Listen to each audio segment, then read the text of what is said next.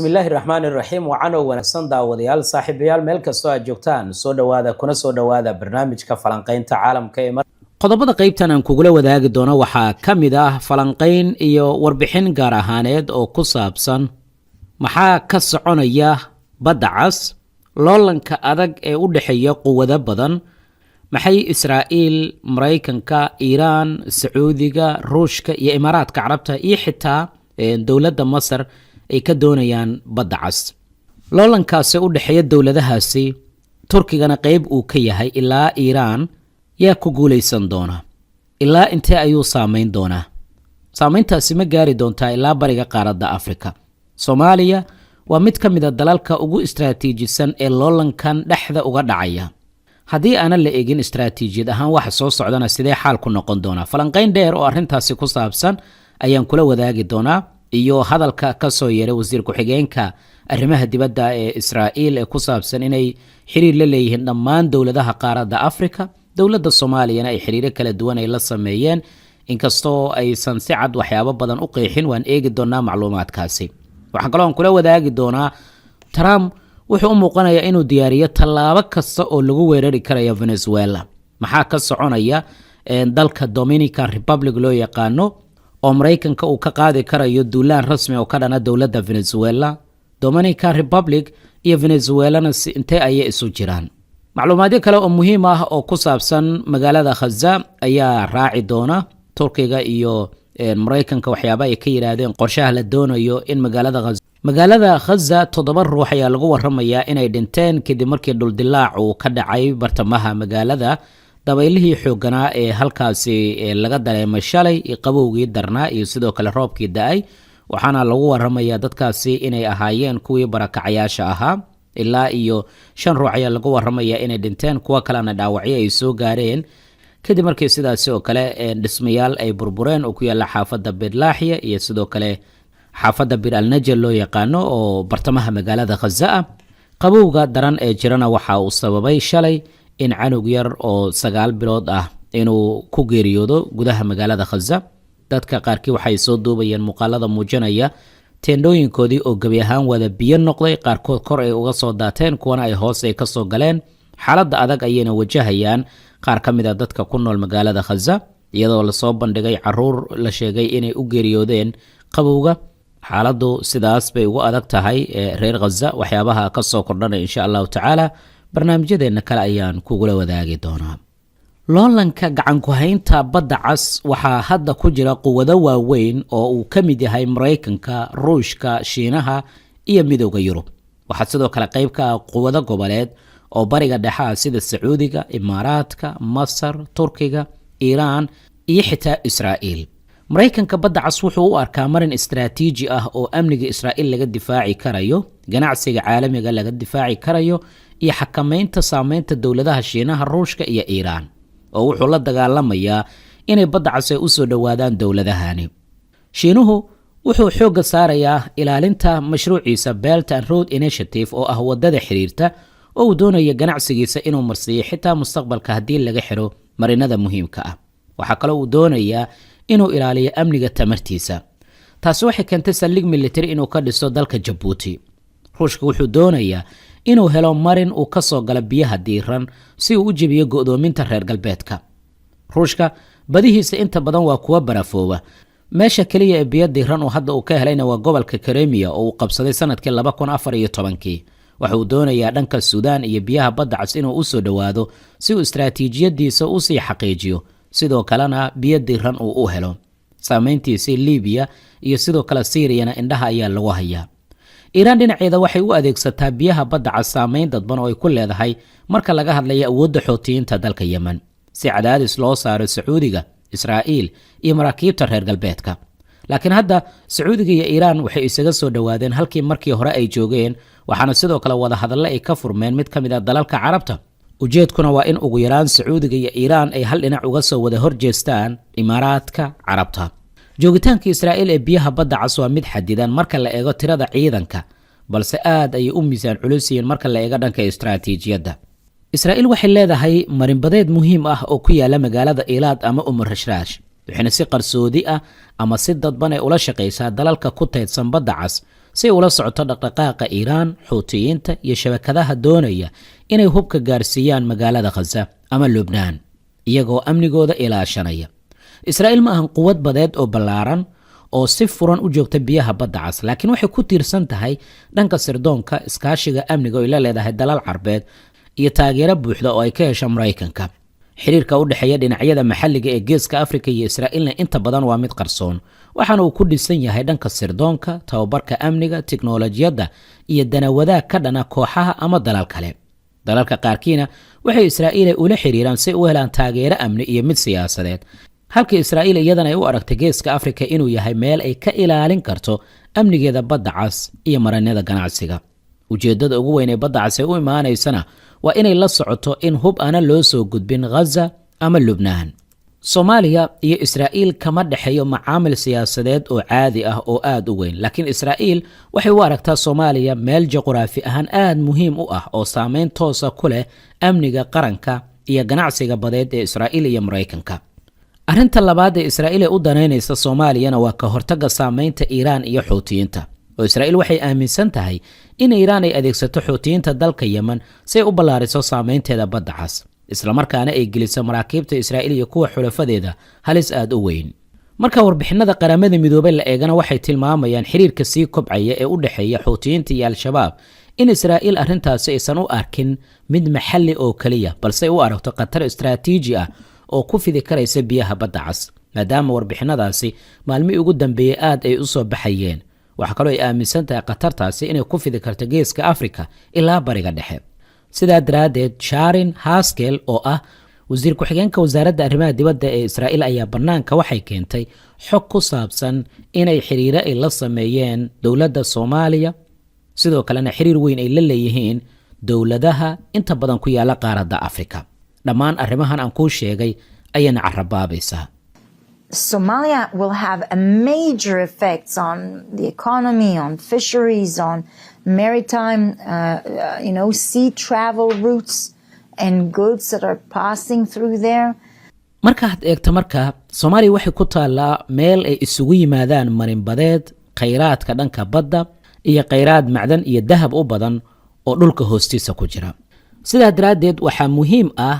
in laga shaqeeyo aragti istiraatiijiyadeed oo midaysan oo Soomaalida ay la yimaadaan marka la eego qorshaha saddexagalka Israa'iil ay doonayso inay ku hogaamiso Soomaaliya oo Kenya, Ethiopia, Eritrea ah, kaasoo Soomaaliya ka dhigi karaya kaliya goob bannaanka laga maamulo oo ah dal aanan qaadan karin go'aano rasmi ah. dalalka Khaliijka iyo Masar waxay badda cas ay diiradda u saarayaan sababo dhanka amniga, dhaqaalaha iyo siyaasadda. maxay Masar doonaysaa?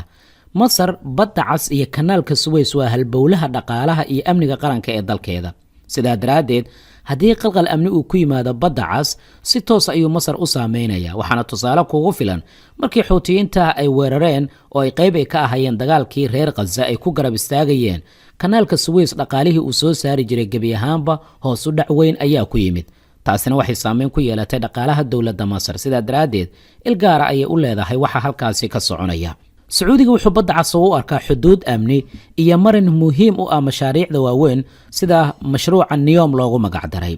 waxaa kaloo uu arkayaa hadda haddii Yemen ee looga xoog badiyo in xuduudihiisiina ay guban karayaan oo Xadramood iyo deegaano kale laga soo weerari karayo, ganacsigiisina hoos u dhac weyn uu ku imaan karo. Imaaraadka marka wuxuu diiradda saaraa dhankiisa dekadaha, zaadka iyo xakamaynta silsiladaha ganacsi ee caalamka, si gaar ahaaneed dowladaha isaga ka hor imaanaya. oo Imaaraadka Carabta sanadihii ugu dambeeyay wuxuu saldhigyo militari uu ka samaystay hareeraha biyaha badda cas, waana midda hadda hurdada ka kicisay dalal badan oo Khaliijka ah. inta badan marka dowladahani waxay diiradda saarayaan sida loo wajihi karayo khatar ka imaata Xuutiyiinta, burcadbadeedda iyo loolanka quwadaha waaweyn iyo hubinta badda cas inaysan isku bedelin goob dagaal oo furan. laakiin hadda markaad eegto waxaa soconaya dagaal wakaaladeed iyo mid istiraatiijiyadeed oo dowlad kasta danteeda ay ka fakarayso iyo sidii ay u xakameyn lahayd dowladda ay u aragto inay khatar ay ku tahay danaheeda. khilaafka u dhexeeya Sacuudiga iyo Imaaraadka ma ahan colaad toosa, balse waa tartan istiraatiijiyadeed oo ku saabsan hoggaanka gobolka, hoggaanka dekadaha, saameynta Yemen iyo jihada dhaqaalaha mustaqbalka. Sacuudiga waxa uu doonayaa inuu noqdo xarunta ugu weyn ee dhaqaalaha iyo siyaasadda Carbeed. Imaaraadka Carabta oo hore u dhisay shabakado dekada ah, maalgashi sameeya, saameyn militari oo ballaaran lehna, wuxuu doonayaa inuu sii xaqiijiyo saameyntiisa dalalka Khaliijka iyo dhanka ganacsiga. yemanna waxay noqotay goob ay siyaabo kala duwan uga arkaan danahooda inkastoo si guud ay u wadaagaan cadow haddana way ishayaan kala duwanaanshiyahan iyo istaraatiijiyadda iyo loolanka xooggan ee soconaya wuxuu si toosa u saameynayaa gobolka geeska afrika iyo soomaaliya marka quwadaha qaliijka ay kala aragtiyo duwanaadaan dalalka jilicsan ee ku teesan biyaha badda cas waxay noqdaan goobo lagu tartamo saameyn iyo faragelinna dareema taasina waxay sii kordhinaysaa halista ah in dalal sida soomaaliya iyo suudaan iyo xitaa eritrea loo arko kaarar ama goobo lagu ciyaari karo halkii ay ahaan lahaayeen dalal leh aragti istaraatiijiyadeed oo madax bannaan haddii aanan la helin akhrin qoto dheer oo ku sallaysan juquraafiga danta qaranka iyo mustaqbalka fog khilaafaadkaasi dhanka dibadda ka imaanaya waxay si toosa u saameyn karayaan masiirka ummaddeenna annagoo aanan garanaynin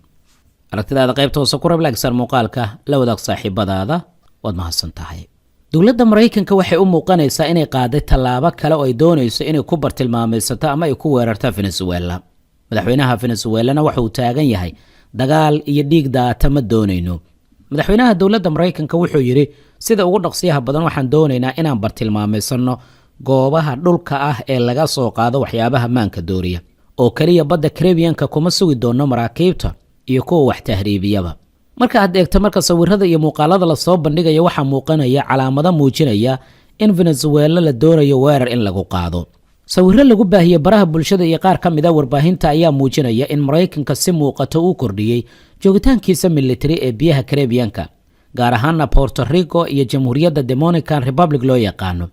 iyadoo halkaas la geeyay diyaarado dagaal qalabka elektrooniga iyo kuwa lagu taageeri karaya ciidanka tanina waxay ka tarjumaysaa in dhinacyada qaarkood ay muujinayaan diyaargarow buuxa si gaar ahaaneed Maraykanka isagoo doonayo in weerar dhowr jiha uu ku qaado dalka Venezuela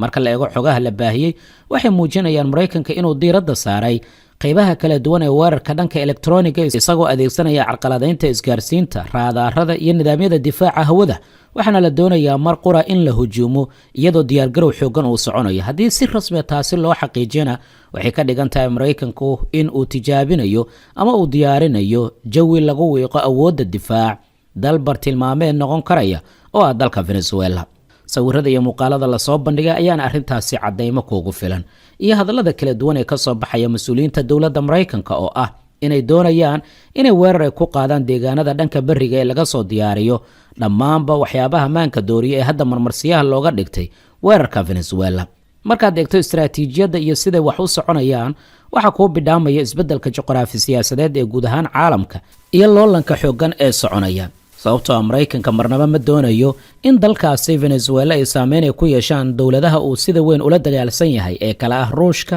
iyo Shiinaha oo taasi waxay ka dhigan tahay xuduudihiisa in la soo degay marka la eego Jamhuuriyadda Dominican Republic oo hubkiisa ugu badan uu geeyay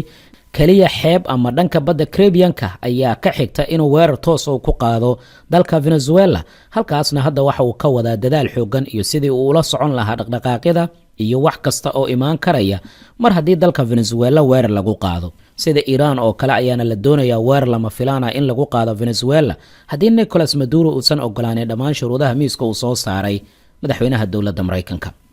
waa daldan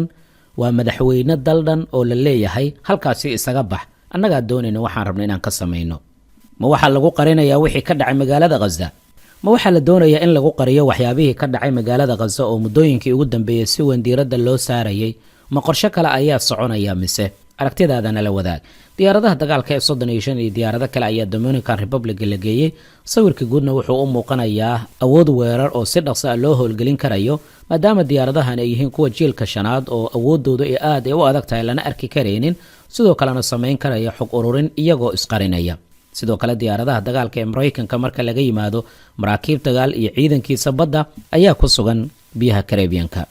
ugu dambeyntii haddii aan eegno wasiirka arrimaha dibadda ee dowladda Turkiga Hakan Fidan ayaa sheegay in loo baahan yahay tallaabooyin muhiim ah in la qaado si looga gudbo marxaladda labaad ee wajiga wada hadalka la doonayo dagaalka magaalada Gaza in xal loogu helo waxaana uu shaacu ka qaaday in loo baahan yahay dhaqangelinta dhammaan qorshihii miiska uu soo saaray madaxweynaha dowladda Maraykanka kadib markii waraysi uu siiyay telefishinka Al Jazeera wuxuu sheegay Turkiga dadaal badan inuu bixinayo isaga oo kaashanaya Imaaraadka Carabta Jordan Masar Sacuudiga iyo Qatar heshiisyadaas oo la doonayo in xal loogu helo arinta magaalada Gaza laakiin waxaa jira buu yiri caqabadaha hadda miiska saaran kuwaas oo la doonayo in xal loo helo dhinaca kalena xukuumadda Washington ayaa waxa ay shaacay ka qaaday in hadda la diyaarinayo wakiilada qaybta ka noqonaya golaha nabadgelyada ee marinka Gaza iyadoo xogaga iska caabinta ee Xamaas dhankooda miiska ay soo saareen shuruudo ay ka mid yihiin golahaasi inay qayb ay ka noqdaan dadka Falastiiniyiinta ama ugu yaraan reer Falastiin inay iyaga ismaamuli karayaan oo waxay diidan yihiin arrinta hubka iyo arrimo kale oo dhowr aragtidaadana la wadaag waad mahadsan tahay